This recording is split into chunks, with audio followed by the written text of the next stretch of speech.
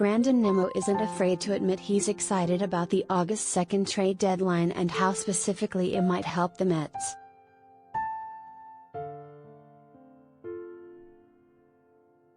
As a top prospect in the organization, Nimmo watched in 2015 as the Mets completed a trade deadline deal that brought Yoenis Cespedes to Queens, helping the team win the NL East and reach the World Series.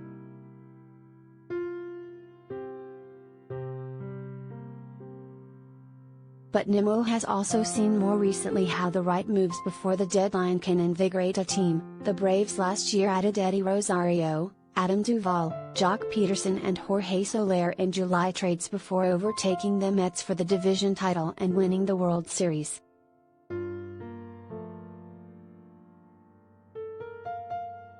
I am definitely interested in the trade deadline because it impacts our team, and go ahead and take the Braves last year, Nimmo said before the Mets face the Padres on Sunday at Citi Field.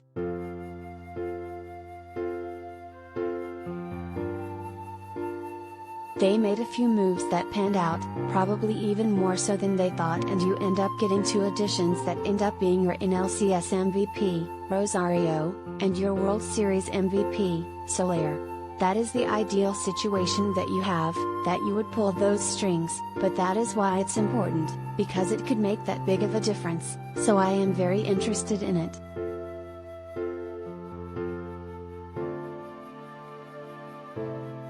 Mets general manager Billy Eppler's first deadline move occurred Friday, when Daniel Vogelbach was acquired in a trade with Pittsburgh for reliever Colin Holderman. The left-handed hitting Vogelbach was in the lineup for his Mets debut on Sunday.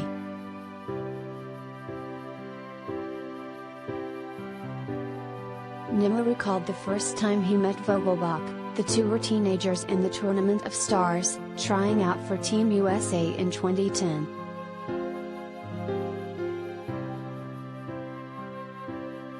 We were on the American Legion team, and I remember when I played with him I was like, God, this is the best hitter I have ever seen. He was unbelievable, Nimmo said. Now I get to play again with him, and it's a start to the additions that I think will hopefully make a big difference.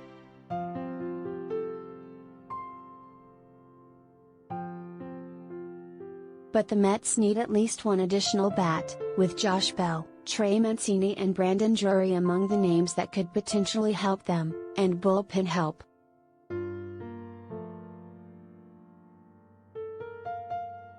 The lineup has become a focal point during a stretch of 5 straight games entering Sunday. The final 3 were losses, in which the Mets averaged 2 runs.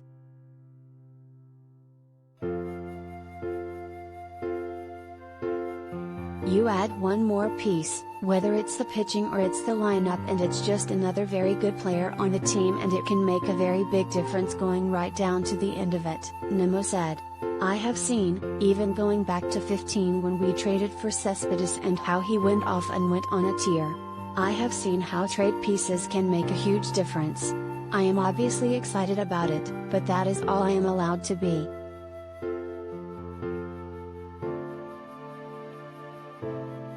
The Mets went for offense last year at the trade deadline, acquiring Javier Baez from the Cubs, along with Trevor Williams, for outfield prospect Pete Crow Armstrong.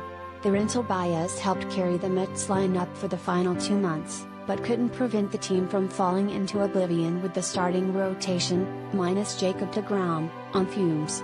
Baez signed with the Tigers last off-season, leaving the Mets with only Williams to show for Crow Armstrong, the organization's first-round draft pick in 2020.